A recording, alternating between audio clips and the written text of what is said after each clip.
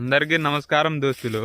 మేమైతే వరి పండించడంలో పాతకాలం పద్ధతిని అయితే పాటిస్తున్నాం. చూస్తున్నారు కదా, ఫస్ట్ కుప్పలు కుప్పలుగా కోసి దాన్ని ఒక పెద్ద కుప్పగా పెట్టి దాన్ని నూరి వడ్లయితే పండిస్తున్నాం. ఎందుకంటే ఇప్పుడు అన్ని మిషన్లతో నడిచే పనులు అయినాయి.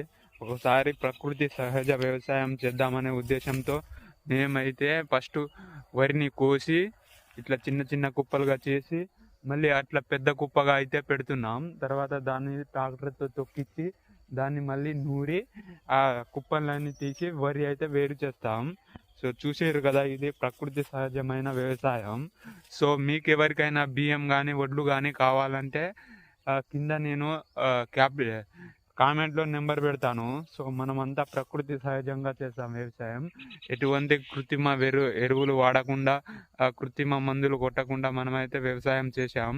సో మీకు ఎవరికైనా ఈ సహజమైన ప్రకృతి తోని పండించిన పంట ఈ వడ్లు కానీ బియ్యం కానీ కావాలంటే కింద కామెంట్లో నా నెంబర్ అయితే పెడతాను. సో కామెంట్ చేయండి, కాల్ చేయండి, కావాలంటే తీసుకోండి.